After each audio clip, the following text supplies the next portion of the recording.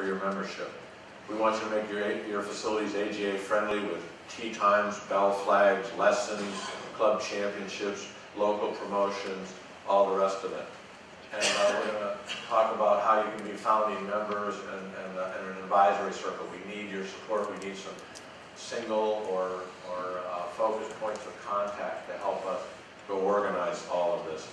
We need help with sponsors, people like TaylorMade or Under Armour or Lululemon. I asked my wife for that one. Apparently that's some ladies' sports apparel. All the ladies are going, yeah, Lululemon, they're a good one. Nike, Power Bar, all the rest of it. Because ultimately what we want to do, and the way we're going to make this sport great, is have a television contract. And that's where the money will come in. That's where the promotion, the branding, and you think about worldwide wrestling, or you think about the X Games and snowboarding, and ultimately becoming an Olympic sport.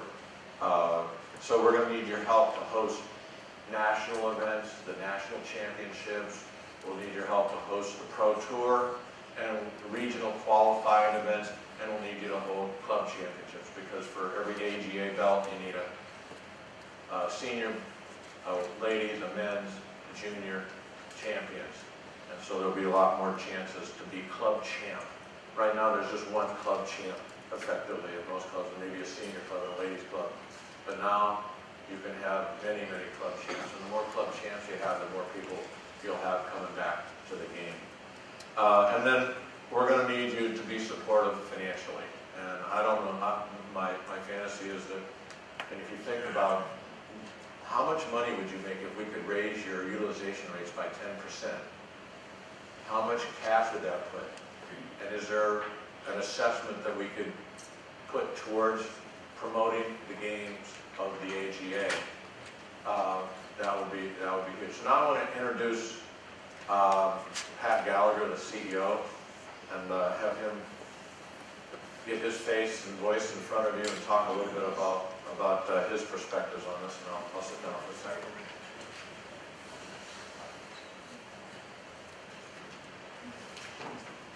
Thank you, Scott. Thanks very much. And let me just take a minute and say, why am I here? Why am I involved in this? I spent 33 years in Major League Baseball. Talk about a sport that is resistant to some changes. But I think that the things that I learned over the 33 years of taking a franchise, a baseball franchise, from sort of what was the worst. San Francisco wasn't a baseball town. The team almost moved twice. So if I've learned anything through all that, it's persistence. It took us 20 years to get a new ballpark built in San Francisco. We finally figured out after 4 elections that taxpayers wouldn't support it. We had to figure out a way to publicly finance it, which I got to tell you, is not easy to do.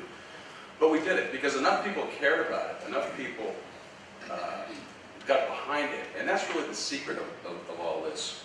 This whole change thing, we talk about change. Change really only happens, I think, when people either get scared enough or they get inspired. And I'm not saying that people are scared here, but we think that I think what you're seeing here today are, we have a lot of ideas, we have some definite opinions about things, but we've determined that course owners may be the most important allies that change could happen in the game, because you have the real estate, you have the facilities. I think passion is a real important thing. I've spent the last year and a half talking, since I left baseball, talking to people in golf. All kinds of people in golf. All kinds. And, a lot of people start out, when you talk to them, they start out like this. And, but the one thing I found out that everybody has in common is they have a passion for the game. They may look at it differently, but they have a passion for how, and they all want to bring people back, they just don't know exactly how to do it. And so I think it's important to have passion, and we have certainly passion for what we're talking about. I think you got to have some courage here too. I mean, courage to maybe do some things that are a little different. We talk about technology. I mean, nobody knew who Google was 10 years ago. Certainly nobody knew who Facebook was about 6 years ago.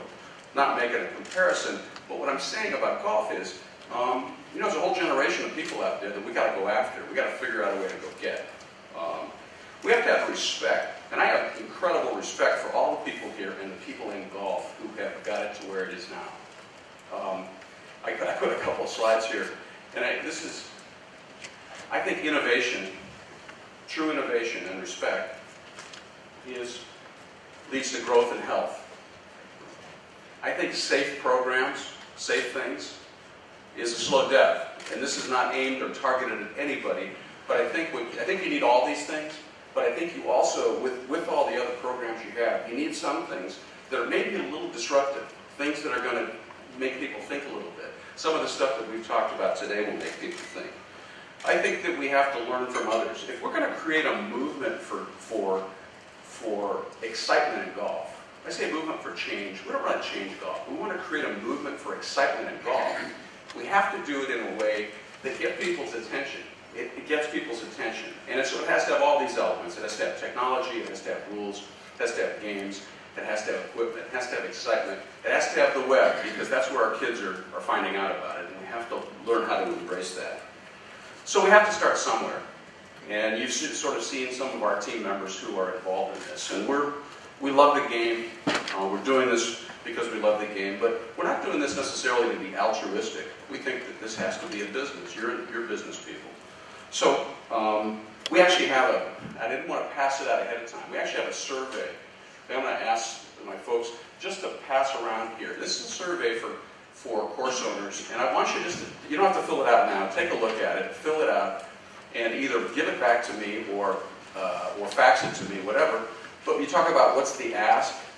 This is sort of what the ask is to help us make this thing happen. It's not just financial.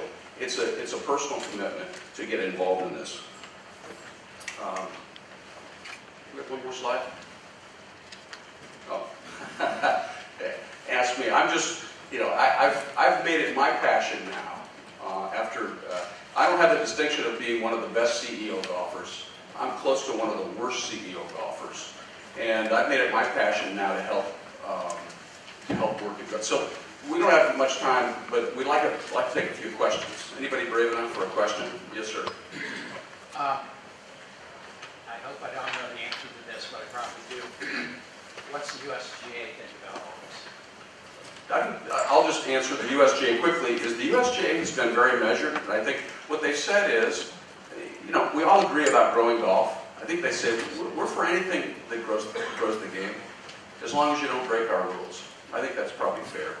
It's sort of like asking what does Bernie Ecclestone in Formula One think about Bill France and NASCAR. They don't really. It's not a. So they don't see this. It's a non-question. It's really a non-question in that sport, and in this sport, it's a non-question because we're different. We're just going to share facilities. That's all. They share racetracks. But you know what? A lot of people who like Formula One also like NASCAR, and you're more likely to like another form of racing if you like one form of racing than you are if you don't like any.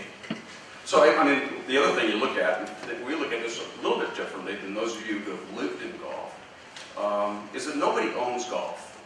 There's nobody who owns golf. There's people who have bits and pieces of it, and have made a business out of it, and made a game out of it, and they've done a fantastic job. So, it's not like we're necessarily asking for permission. All we're saying is, maybe you should go to the people who have the most skin in the game, and try to work with them. Other questions? Yeah. So this is not really a gateway. This is not really a gateway into traditional golf. You guys are offering a different game. I believe that after you get to, say, blue belt or brown belt or whatever golf you get to, that you can move to USGA rules very easily. And in fact, this will be a nice way to migrate to it. And then I believe as you get older, maybe USGA golf will seem a little frustrating and you'll migrate to AGA rules. And I believe for corporate outings, maybe something different than the scramble, which seems like, non-golf to a lot of people, you can play different levels. So I the casual, I think some lady golfers may never want to get to USGA golf, but the really good ones will. So this is definitely a pathway to golf, we believe. What do you call it, a gateway drug? I think that's my analogy with baseball, I know we're getting closer. My analogy with baseball is if I took a 7-year-old kid and said, I want to show you how to play baseball. Here's a 35-ounce bat. We're going to go to AT&T Park. I'm going to stand 60 feet away. I'm going to throw this ball as hard as I can, right at your head, and I want you to hit it. And then we're going to run 90 feet down the bases. And by the way, you can hit one out of the ballpark and it's a home run. You know, how many kids are going to enjoy that? Even baseball, as ridiculous as baseball can be, and as backward as baseball can be, there's t-ball, there's softball, there's smaller diamonds, there's coach pitch. There's probably 500 times more people playing softball in the U.S. than there are playing hardball. So there's lots of other analogies, but this is a pathway to golf, Bill. Make no mistake. Other questions? We've got time for one more, and then we're... The question, have you thought about a multi-course initiative or pilot where a bunch of golf courses undertake, we demonstrate results, you know, we quantify, and then also, have you thought about what it would cost to promote this nationwide so that you could get traction? Because it's first I've really understood firsthand what you're attempting to accomplish, and I like it very much. It resonates. The question is whether it would resonate with the golfing public or the soon-to-be golfing public, and how would we make that happen? How much would it cost? What would it take?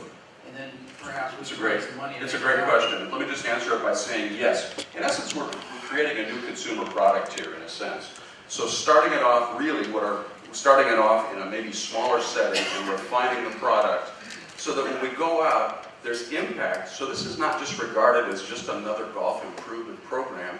All of a sudden, people get hit with a punch in the nose with this. So to answer your question, yes, I think that it would be great to work with a multi-course owner or somebody to do this on a smaller scale. Refine the games, refine the offerings, you know, basically get because it's not just golf, it's about television, it's about how we market this as well. What sponsors do we bring in the tent to help us do it? We're not trying to create another organization, a big organization like the PGA of America, but we think if we do our job right, Joe, we may be able to help the PGA of America in the mission that you have. And we're not, I mean, we're not enemies. We're all working on the same thing. We're just taking maybe a little different path. So we hope that, you know, you'll feel that way. But we think that doing this in a smaller scale initially is right, but then we've got to run fast after we develop the program.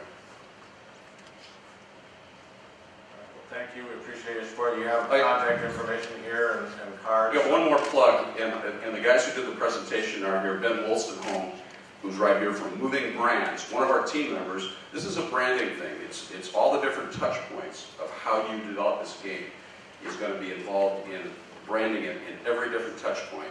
So Ben and Scott Suter are here. Thank you very much for your attention.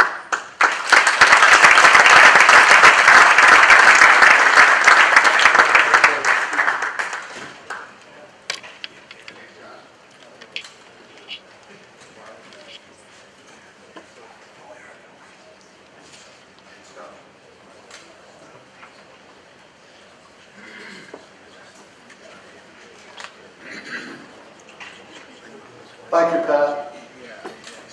Thank you, Scott. Thank you, Susan, for the wonderful time last night. And thank you for your stimulating conversation today, and I'm sure we'll continue this. We're excited to have Joe Steranka here talking about creating more golfers.